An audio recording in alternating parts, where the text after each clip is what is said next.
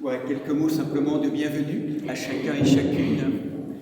Donc, joie vraiment de vous accueillir dans ce lieu voilà, de tradition orthodoxe, d'expression occidentale, ce qui explique qu'une liturgie et des laudes avec cette connotation particulière de la tradition liturgique occidentale. Voilà, avec aussi l'accueil parmi nous de personnes, de fidèles qui viennent d'Ukraine en particulier aujourd'hui, ou d'autres pays orthodoxes d'expression byzantine plutôt. Voilà, chacun d'entre nous aussi venant du monde catholique romain ou protestant, également d'autres traditions. Donc vraiment, soyez les bienvenus chacun et chacune dans ce moment béni, vous savez, qui était un moment d'embrassement dans les communautés chrétiennes. Première communauté chrétienne, c'est vraiment ce moment liturgique, l'œuvre commune, où ensemble, les uns avec les autres, les uns par les autres, nous nous laissons être travaillés, informés, oints par le travail de l'Esprit Saint. Donc cette œuvre commune avec la divine Trinité, donc qui est là, et tous les anges et la communion des saints.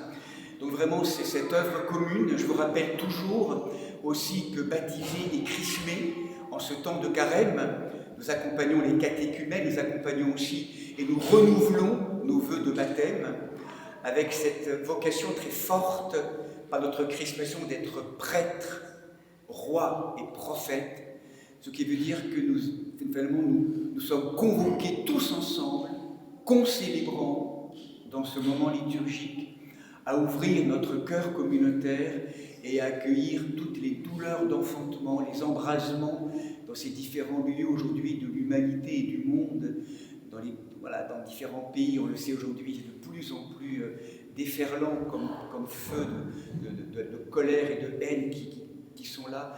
Vraiment de pouvoir accueillir tout cela et de pouvoir laisser cela être travaillé par l'Esprit. Notre vocation de prêtre, roi et prophète. Vraiment, il est important plus que jamais aujourd'hui, en lien avec tous les grands événements du monde. Et je vous rappelle particulièrement, dans ces temps du carême aussi, qu'il y a ce renouvellement, ce climat particulier des chants du carême. Vous avez, concernant les liturgies du carême, les chants nouveaux qui sont au fond de l'Église, qu'à un moment donné vous pourrez aussi reprendre, et en sachant que aussi, dans ce travail tripartite, trinitaire, chacun à sa place, dans l'autel, au cœur, voilà, la place du peuple royal aussi, tous concélébrant, mais chacun à notre place, et donc régulièrement, Anne, et puis moi, à un moment donné aussi, pour l'hymne des béatitudes, donc je ferai signe à ce qui est cette alternance qu'on appelle un chant antiphoné, un chœur d'hommes et les femmes, un tour de rôle, donc nous chanterons les béatitudes, l'hymne tout à l'heure. Voilà, donc c'est toute une organisation liturgique, et que nous puissions vraiment tous ensemble aujourd'hui, plus que jamais, nous porter vraiment dans cette attitude de nous confier à l'œuvre trinitaire, pour que vraiment dans ce corps communautaire, quelque chose de bon, de vrai, de beau, puisse vraiment se révéler toujours plus. Merci d'être là, en tout cas, pour répondre à cet appel. Prions aussi particulièrement pour notre frère Gilles, diacre, que nous voyons tous les jours. Il accompagne sa maman qui est en train un peu de s'aggraver. Donc on accompagne, et puis bien sûr, toutes celles et ceux, je ne vais pas rentrer dans l'énumération de toutes les fidèles qu'on accompagne, mais particulièrement peut-être aujourd'hui Michaela et frère Gilles.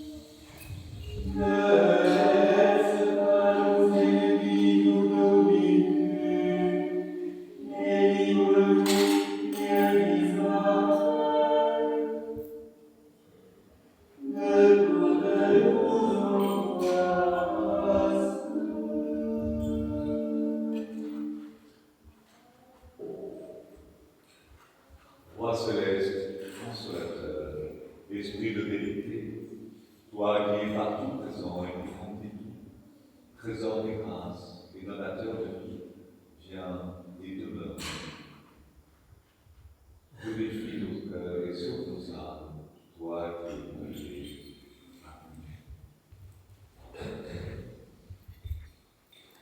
Debout en silence, que le Seigneur soit toujours avec vous. Et avec ton esprit.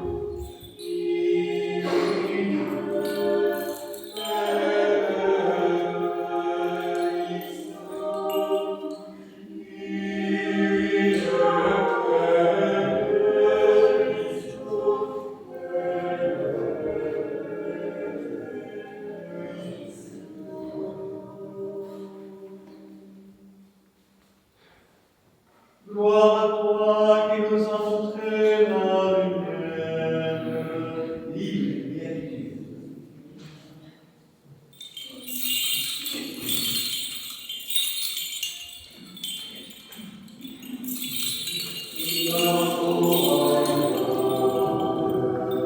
Souviens-toi de nous, Seigneur, quand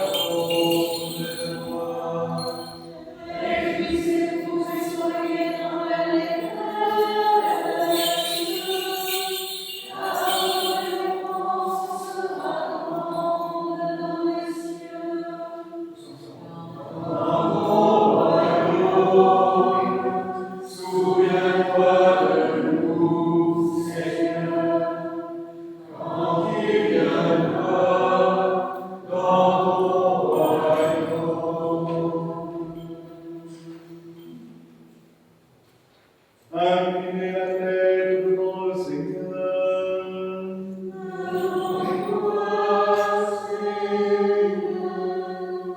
Père Tout-Puissant, Dieu caché à nos regards, nous t'en prions, ouvre notre esprit aux merveilles de ta gloire, éclaire notre conscience. Nous avons péché contre toi, mais fais-nous souvenir de ta miséricorde envers nos sœurs et frères, et remplis-nous d'espérance. Donne-nous la force de nous mettre en route vers toi, comme le Fils prodigue. Ainsi, nous entrerons avec une joie pure dans la radieuse nuit de la résurrection de ton Fils, notre Seigneur Jésus-Christ, qui vit et règne avec toi et l'Esprit Saint, un seul Dieu, au siècle des siècles.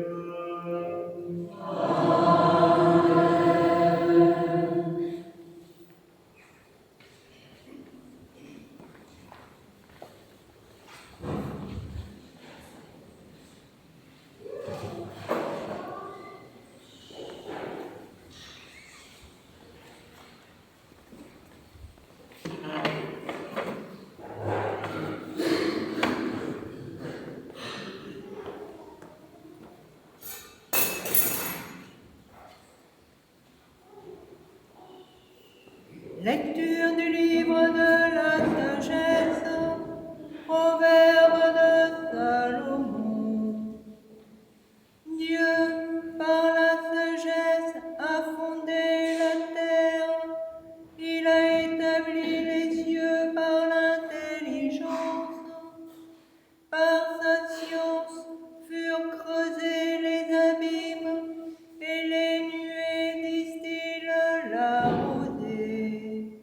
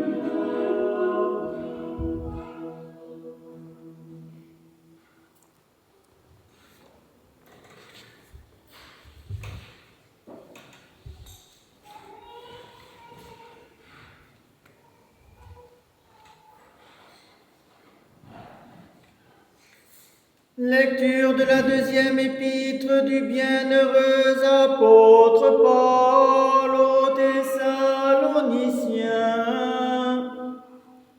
Or, nous vous prescrivons, frères, au nom du Seigneur Jésus-Christ, de vous tenir à distance de tout frère qui mène une vie désordonnée et ne se conforme pas à la tradition que vous avez reçue de nous.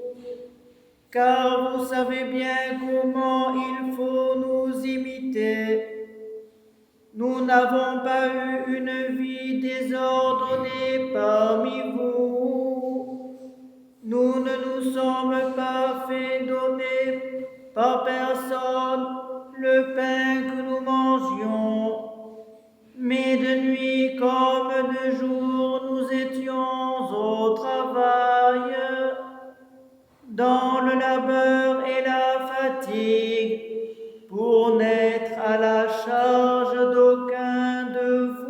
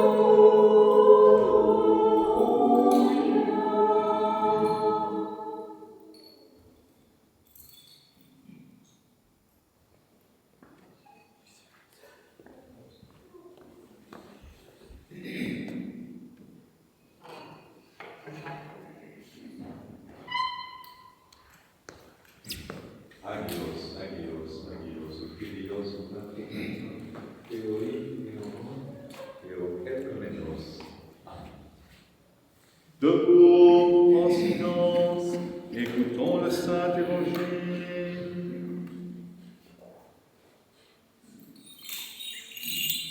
Lecture du Saint Évangile selon Saint Luc. Gloire à toi, Seigneur.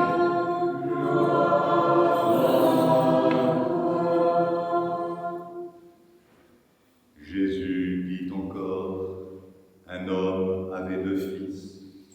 Le plus jeune dit à son père, « Père, donne-moi la part de fortune qui me revient. »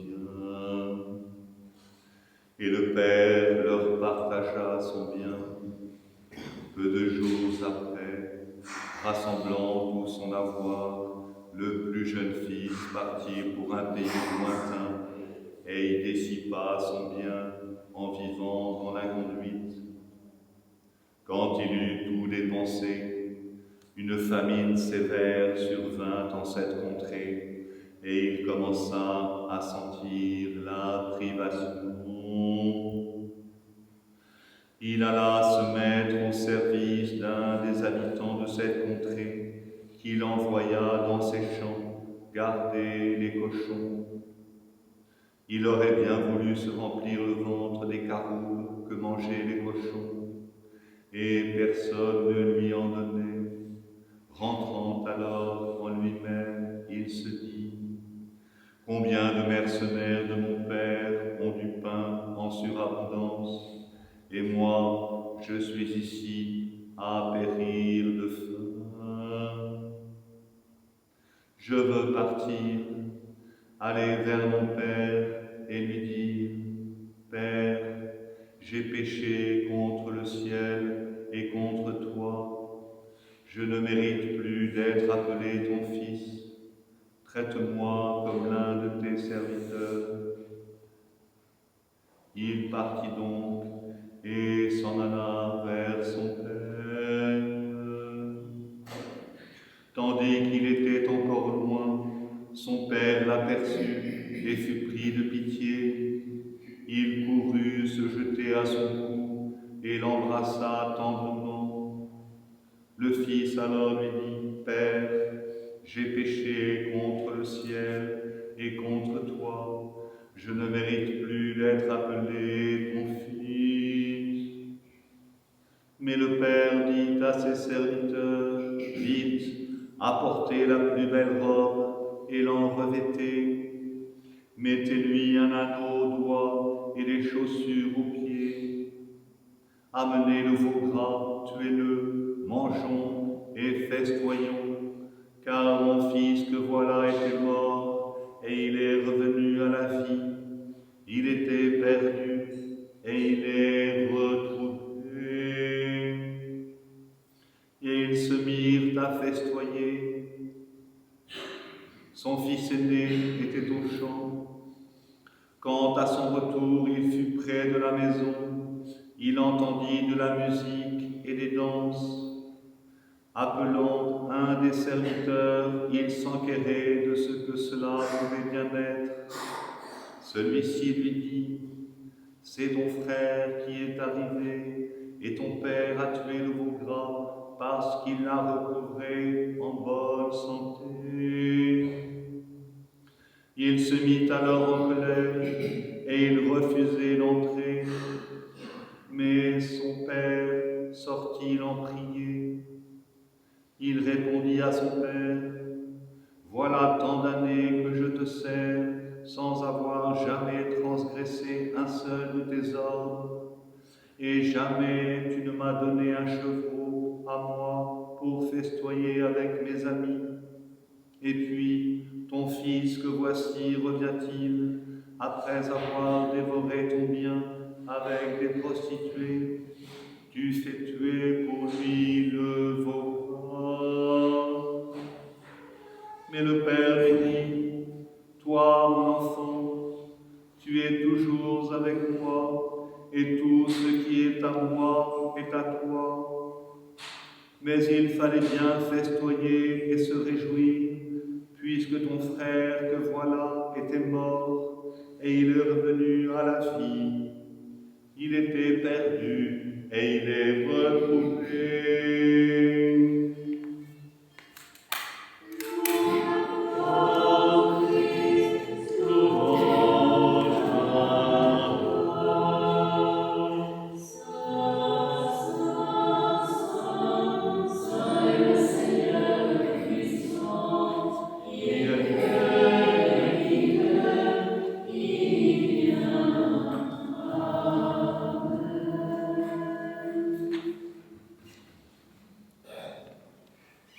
Au nom du Père, du Fils et du Saint-Esprit, asseyez-vous.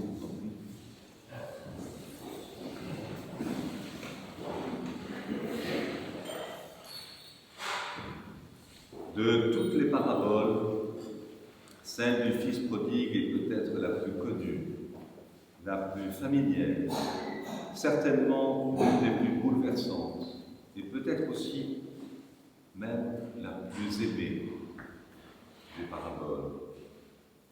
Nous sommes tous à la recherche de l'intimité de Dieu. Cette parabole est un trésor qui nous est donné, placé ainsi par l'Église en ce début de ce temps de carême, vous l'avez compris. Elle nous invite comme aucune autre parabole ne pourrait le faire à cette métanoïa, tant appelée de nos voeux. Métanoïa est un mot grec souvent employé dans l'orthodoxie, mais qu'il est toujours bon et pas si facile de préciser. Comme exemple, nous pourrions prendre la définition qu'en fait le père Philippe Dauté.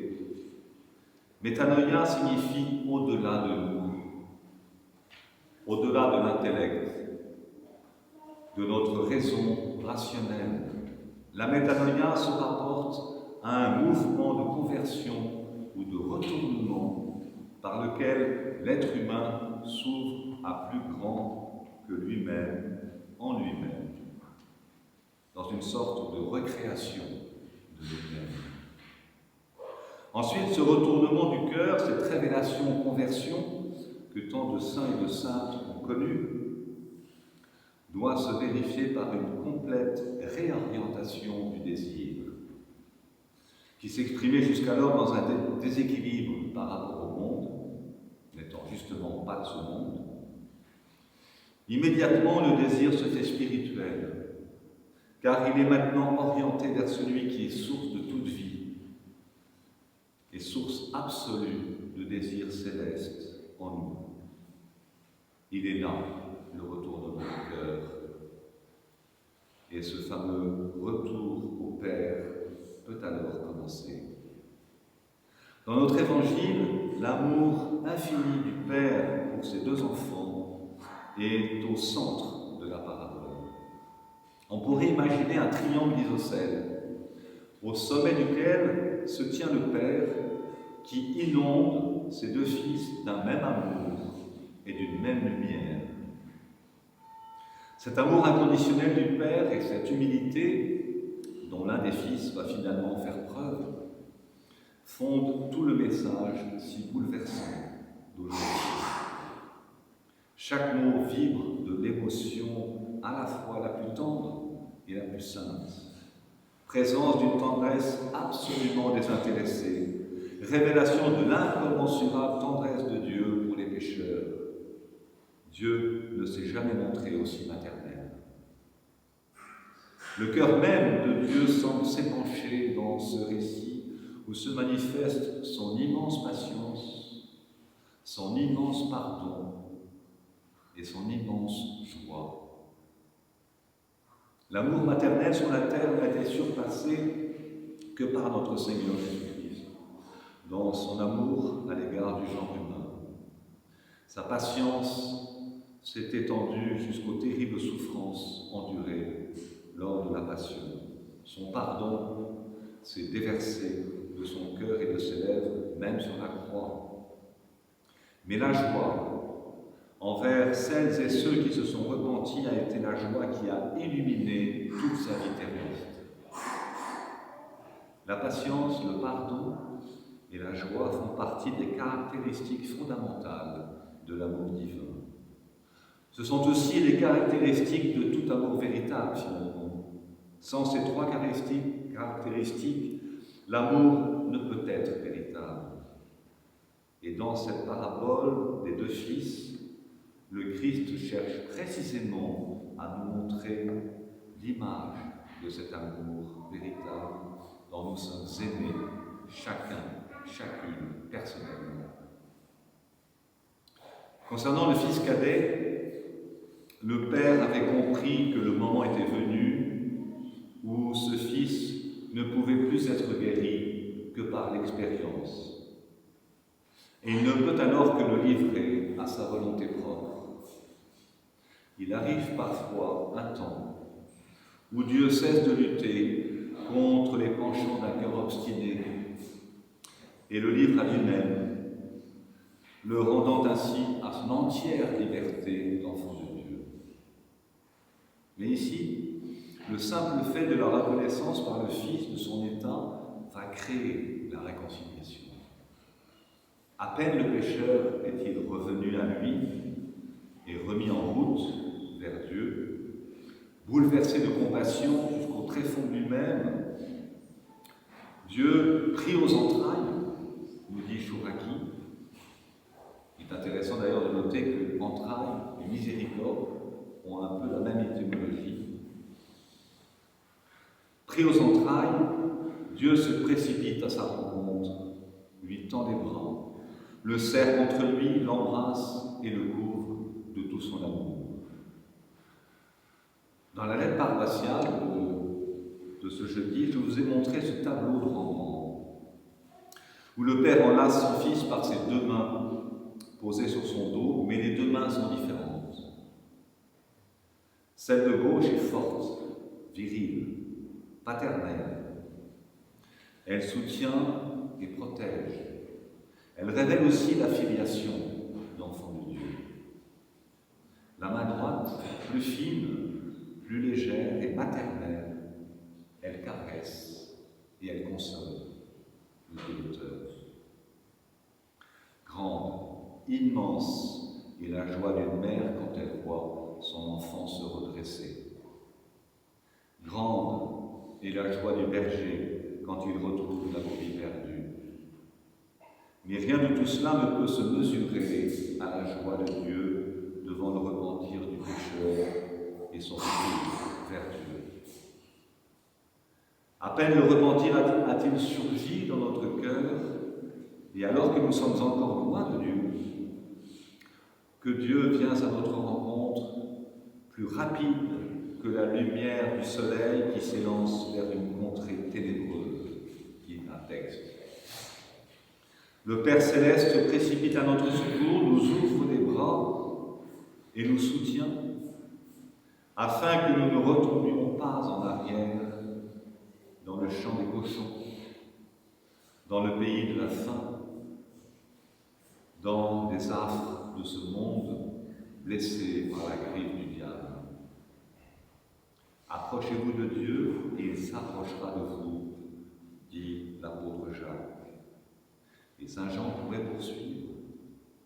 Mon Père l'aimera, et nous viendrons à lui et nous ferons notre demeure chez lui. Toujours cette idée, ce désir, cette recherche de grande intimité divino-humaine que l'on retrouve partout dans les évangiles. L'histoire du Fils prodigue est en quelque sorte l'histoire de la tendresse et de la compassion du Père. Le Père dont nous parle le Christ est un passionné de miséricorde, un chercheur acharné de toutes celles et ceux qui se sont éloignés de lui.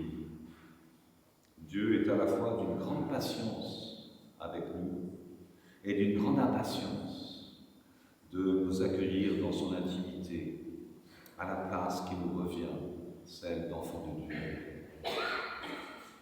La dernière partie de la parabole, celle qui nous parle du frère aîné, semble nous parler de l'éloignement de Dieu par un endormissement qui peut être celui de la religiosité. Le Christ s'adresse aussi, ici, dans cette parabole, aux pharisiens et aux scribes. Le frère aîné reste dans la maison de son père, mais en réalité dans son cœur, par jalousie, par orgueil, par sentiment de supériorité, par mentalité d'ayant droit, il s'en éloigne. Physiquement présent, il lui est devenu presque étranger. Si le fils cadet quitte consciemment la maison du père, l'aîné, lui, n'est pas conscient de sa dérive. C'est un appel à la vigilance qui nous est adressé. Nous vivons sur le seuil de la porte de la maison du Père. Nous avons été comblés par le don de croire en Dieu. Nous avons reçu sa grâce par le baptême et par la communion eucharistique. Nous avons en nous ce désir de participer à la vie de l'Église.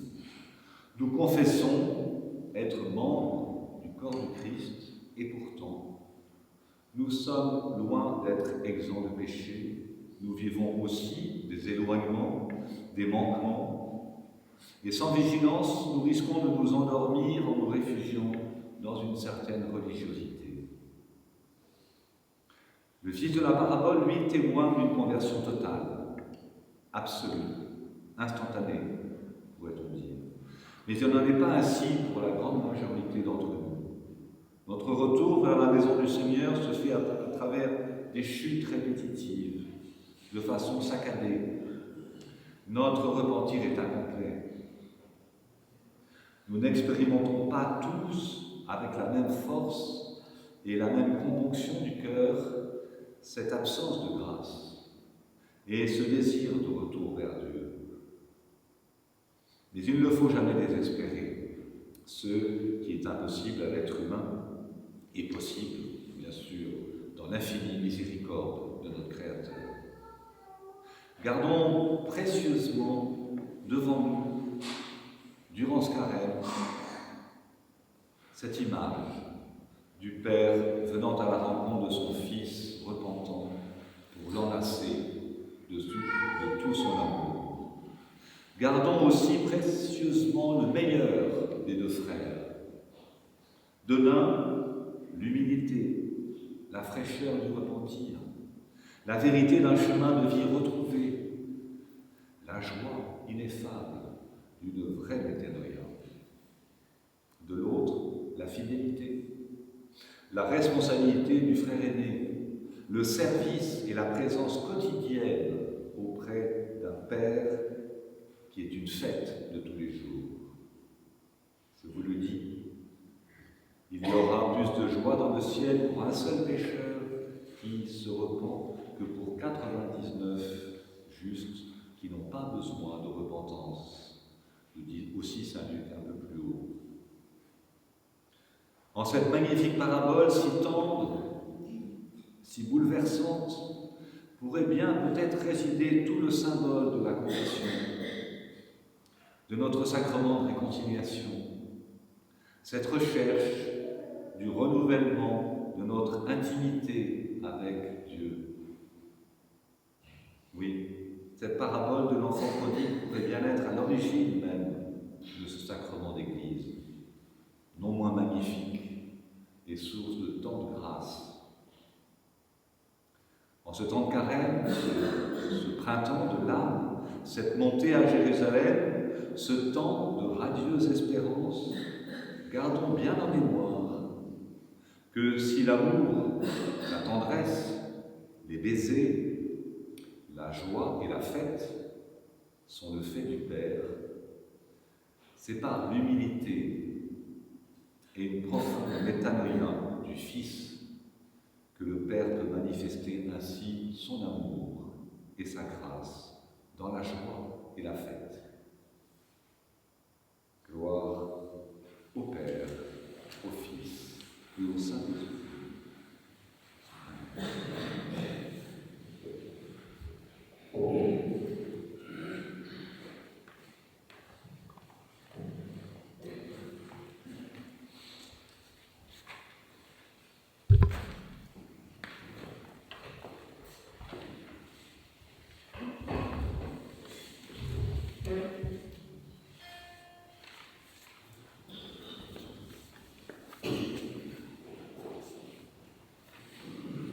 Disons tous de tout notre cœur et de tout notre esprit, Seigneur, nous t'en prions, exauce-nous et pitié de nous.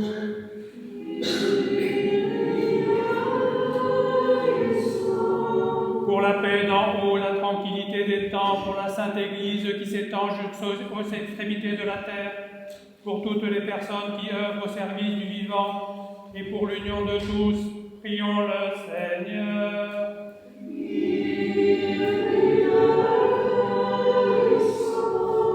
Pour notre évêque Martin, pour les évêques de la communion orthodoxe occidentale, Marc, Grégoire et Nicolas, pour tous les patriarches, pour le pape Léon XIV, évêque de Rome, pour les responsables des églises réformées, pour toutes les églises d'Orient et d'Occident, pour tous les évêques, les prêtres, les diacres, le clergé, pour celles et ceux qui chantent, écrivent des icônes et servent dans l'Église du Christ, pour tous les fidèles, pour les responsables des grandes traditions spirituelles, prions le Seigneur.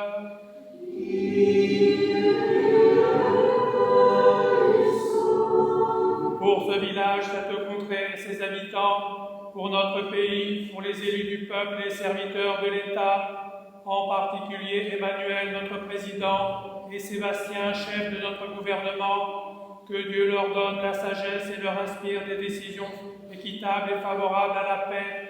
Prions le Seigneur.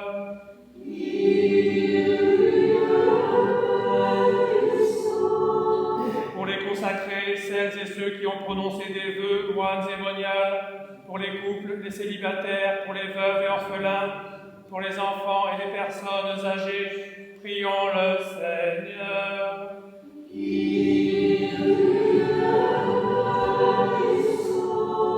Pour tous les artisans de paix, de beauté, de joie et de solidarité, pour celles et ceux qui peinent sous d'épuisants travaux, qui sont privés d'emploi, sans domicile ou en exil sur les routes du monde, prions le Seigneur.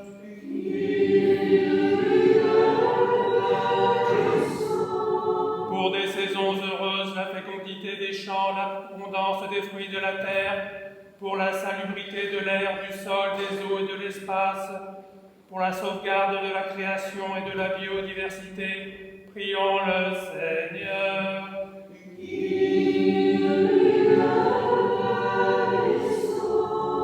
Pour les catéchumènes et en particulier Isis, Naja, Éloane, Thiago, Adam, Diane, Marie et Léon, Hélène, Alban, Leila, Jean-Antoine, Germain, Jules, Prune et Leïdana, pour celles et ceux qui cherchent Dieu sans encore pouvoir le nommer, qui ne le cherchent pas encore ou résistent à sa grâce, prions le Seigneur.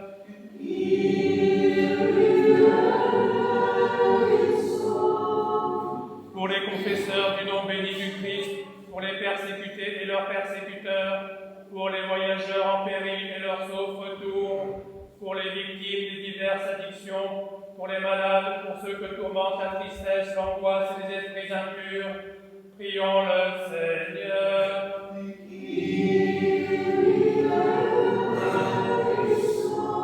Pour nos pères, mères, frères et sœurs défunts qui reposent près d'ici, partout ailleurs, et en particulier pour notre archevêque, Monseigneur Vigile, sœur Anne et sœur Blandine, pour celles et ceux au ciel et sur la terre pour lesquels nous ne prions jamais, prions le Seigneur.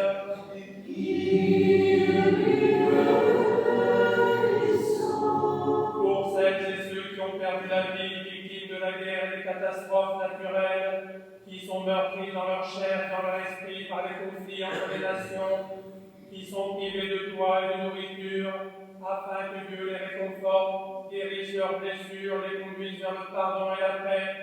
Prions le Seigneur.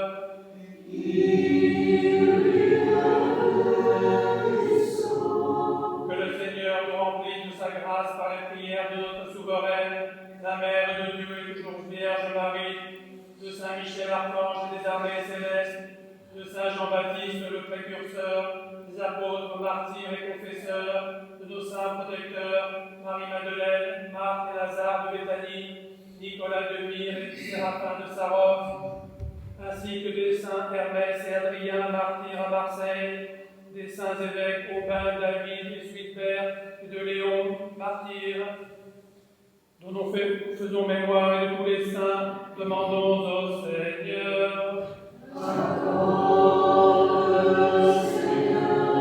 Que le Seigneur nous accorde le pardon de nos péchés et de fin chrétienne et paisible. Demandons au Seigneur. Que le Seigneur nous garde dans la pureté de la foi, dans l'espérance de la résurrection et dans les liens d'une parfaite charité. Demandons au Seigneur. Disons tous de tout notre cœur et de tout notre esprit. Kyrie eleison, Kyrie eleison.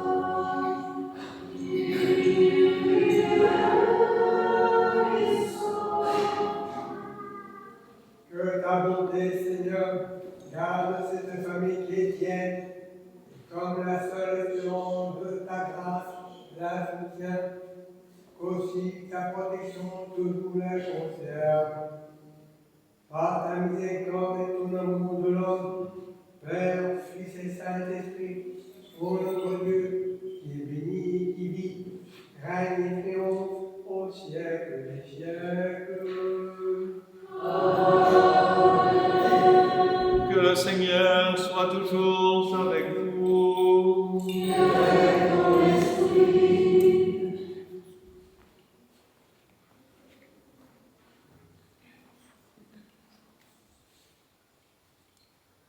Debout, sagesse, que nos lèvres s'ouvrent et que notre bouche proclame ce que la foi a déposé en nos cœurs.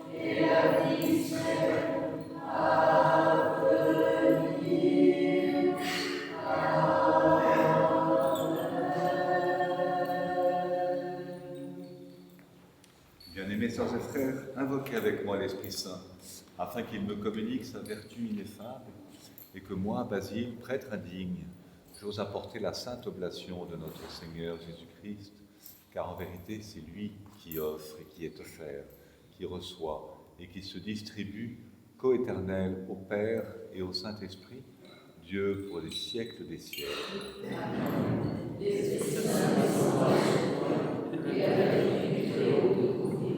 Pardonnez-moi, sœurs et frères. Que Dieu nous pardonne.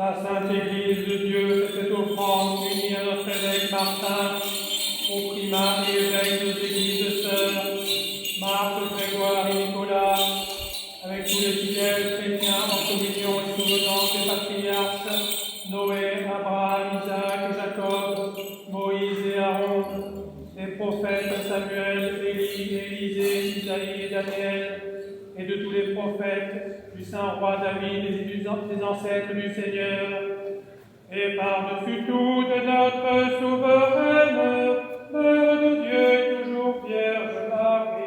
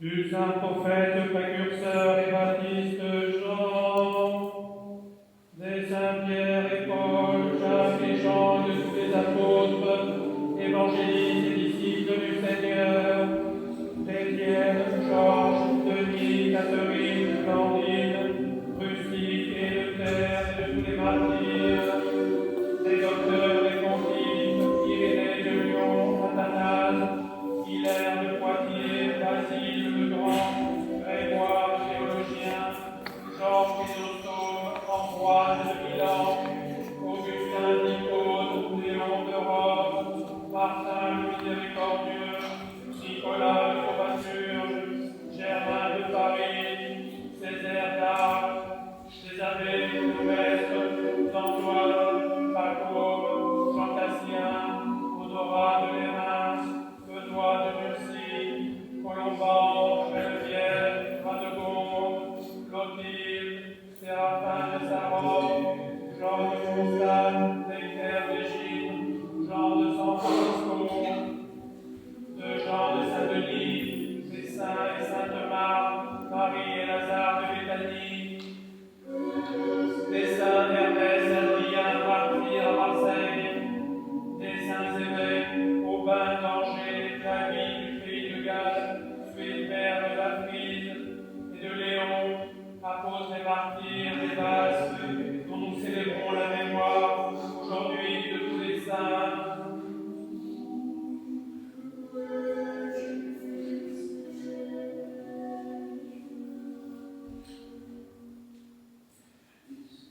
En mémoire et pour le repos des prêtres et diacres qui ont servi dans cette église, nous souvenons de Monseigneur Vigile, Sœur Anne et Sœur Blandine, de Mohamed, Zora, Christian, Annie,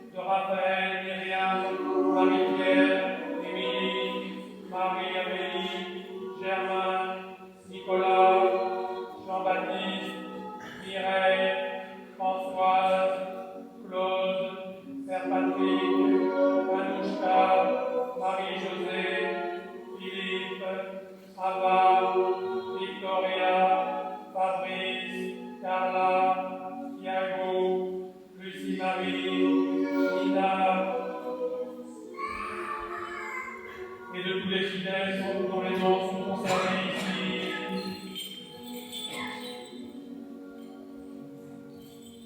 Que le Christ notre Seigneur les inscrive tous au livre de vie. Seigneur Jésus-Christ, Dieu bon et bienveillant, reçois cette offrande que nous t'offrons, que nous te présentons pour les vivants et les morts que nous avons commémorés, et pour ceux et celles que nous avons oubliés par défaillance ou par ignorance. Tu connais tous celles et ceux qui ont besoin de ta miséricorde. À nous, pécheurs rétrécis par le péché, ouvre-nous l'espace de la vraie pénitence. Toi, seul sauveur du monde, ami de l'homme, coéternel au Père et au Paraclet. À toi, louange, bénédiction, sagesse, honneur, puissance, force et action de grâce, au siècle des siècles.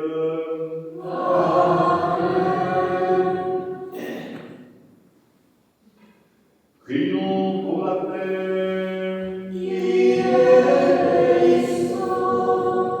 Accorde-nous, Seigneur, à nous qui vivons d'un même esprit dans ta sainte maison, de posséder la paix que nous donnons et de garder la paix que nous recevons.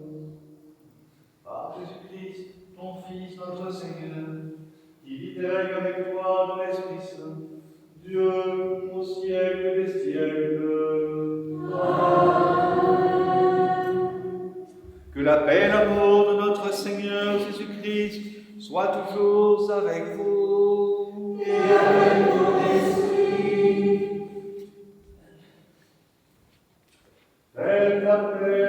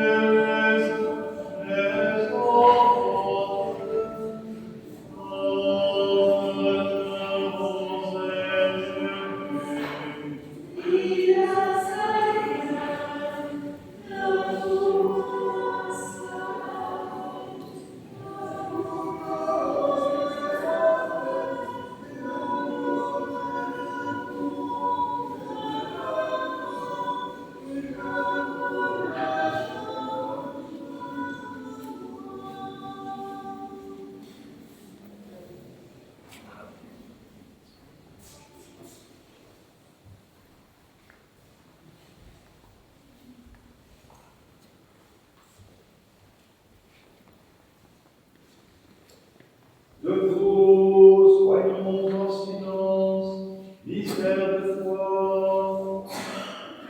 Que la grâce de notre Seigneur Jésus-Christ, l'amour de Dieu le Père et la communion de l'Esprit Saint soient toujours avec vous. Et avec ton esprit. Élevons nos cœurs. Nous élevons le Seigneur. Rendons grâce au Seigneur notre Dieu.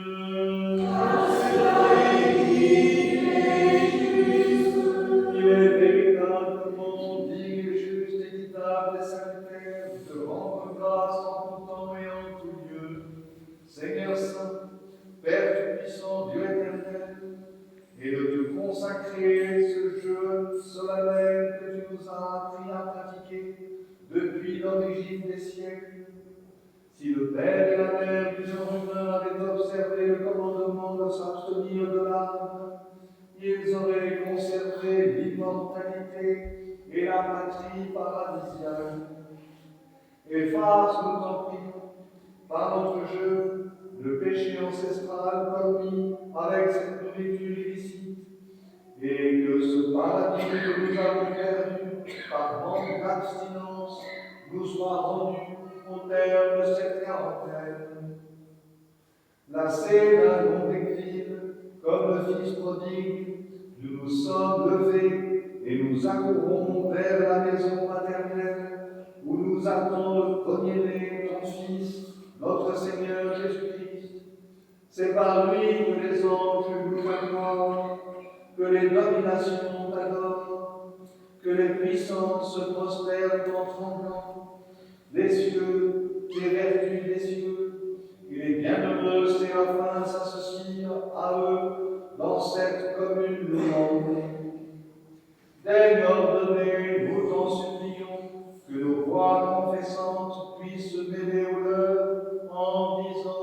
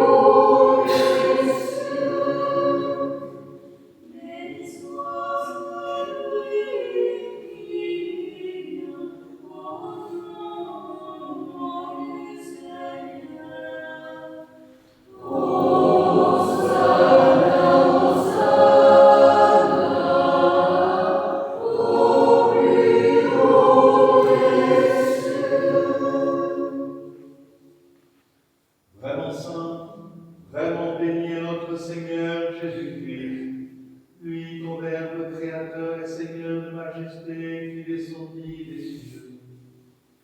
Il prit la forme d'esclave, acceptant de souffrir pour libérer celui que lui-même avait créé.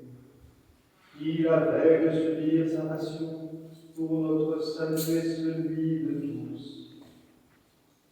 Prie du pain, te rend grâce, il le bénit, le rompit et le donna à ses apôtres en disant: prenez et mangez-en tous, ceci est mon corps qui est livré pour vous.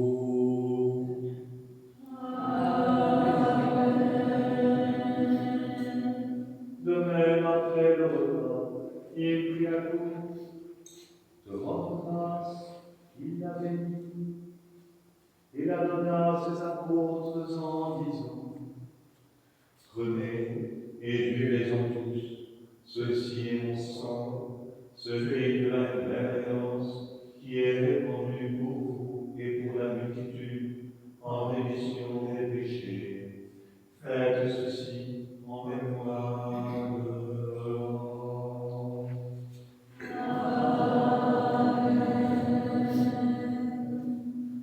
Observons donc ces préceptes, Seigneur. Nous te présentons l'offrande très sainte et divine de notre salut. Faisons le mémorial de ton Fils unique, notre Seigneur. Célébrons sa passion. Nous proclamons sa mort dans ses sacrements jusqu'à son avènement.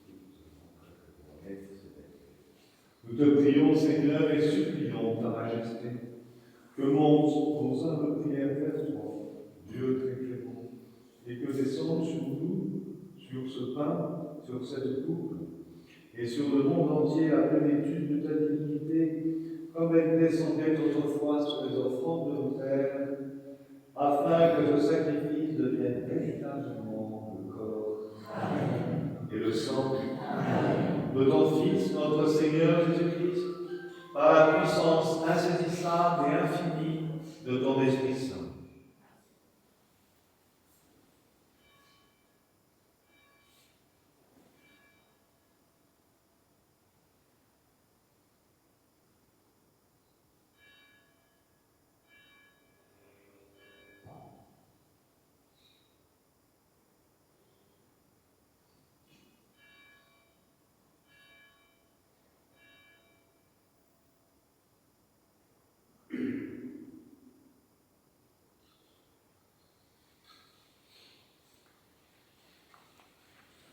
Que le Saint confère la vie et le royaume céleste à nous.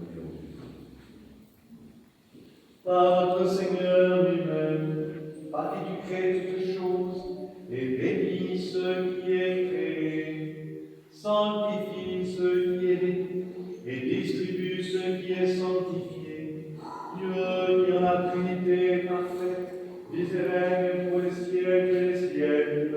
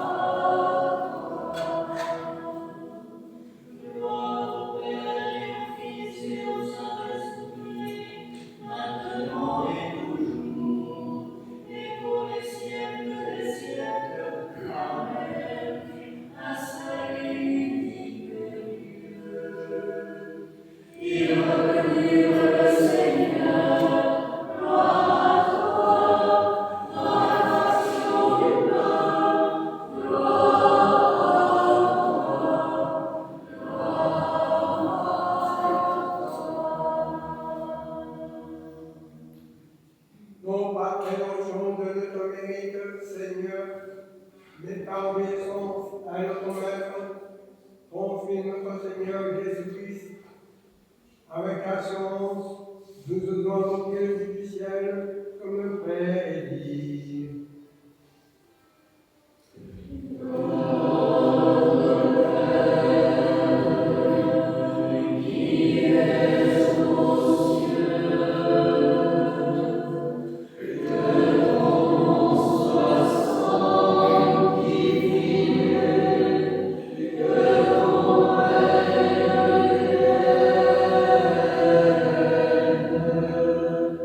Que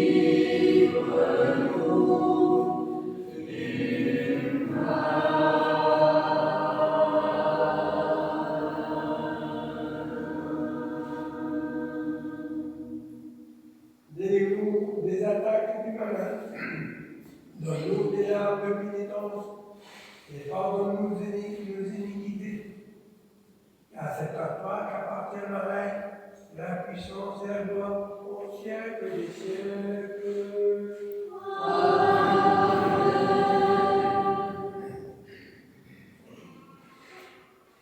Agneau de Dieu, qui ôte le péché du monde, gloire à toi. Aie pitié de nous, gloire à toi, gloire à toi.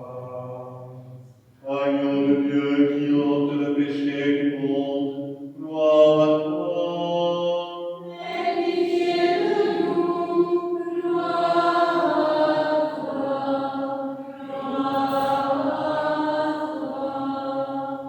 Agneau de Dieu, qui ôte le péché du monde, gloire à toi.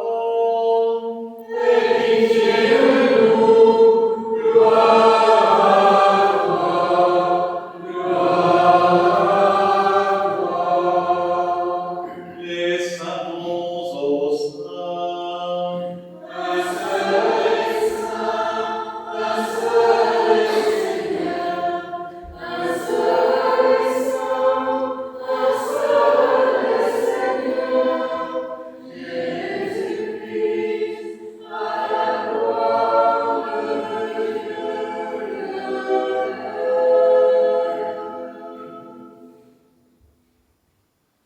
que la paix, la foi, l'amour et la communion au corps et au sang du Seigneur soient toujours avec vous. Bien-aimés sœurs et frères, vous tous qui êtes baptisés au nom de la Sainte Trinité, qui désirez communier, qui vous y êtes préparés, n'hésitez pas à vous approcher du banquet du ressuscité, mais auparavant et du fond du cœur, demandons à Dieu le pardon de nos péchés.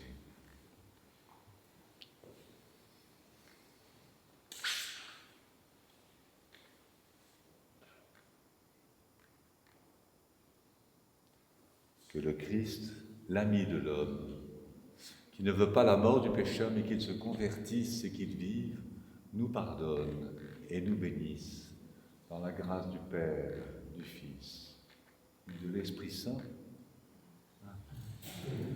Je crois, Seigneur, et je confesse que tu es en vérité le Christ, le Fils de Dieu. Je crois aussi que tu es au corps de la Sainte, accepte-moi, Saint ici, comme un bon béni, pour aussi, car je me donne la parole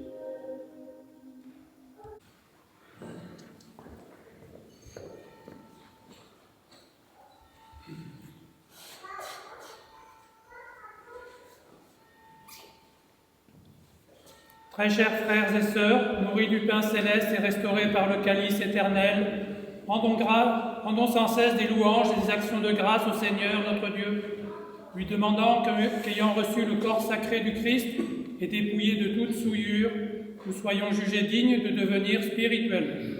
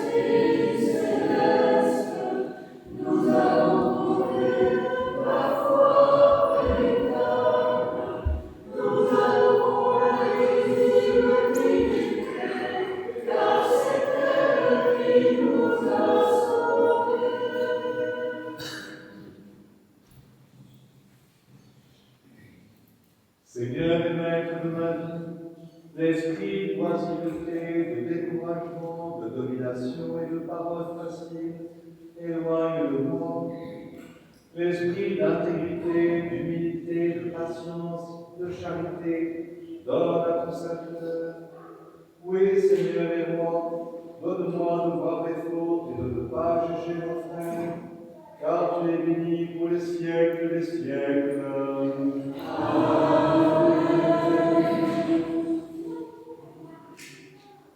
Allez dans la paix du Christ. Sauve ton peuple, Seigneur, et bénis ton héritage. Garde la plénitude de ton Église. Sanctifie ceux et celles qui viennent à portée de ta maison. Exalte-les en retour par la divine puissance de ton Esprit Saint. Par Jésus-Christ, ton Fils, notre Seigneur, il règne avec toi dans le paradis, Dieu, au siècle des siècles. Amen. Que le nom du Seigneur soit béni maintenant et à jamais. Que le nom du Seigneur soit béni maintenant et à jamais. Que le nom du Seigneur soit béni maintenant et à jamais.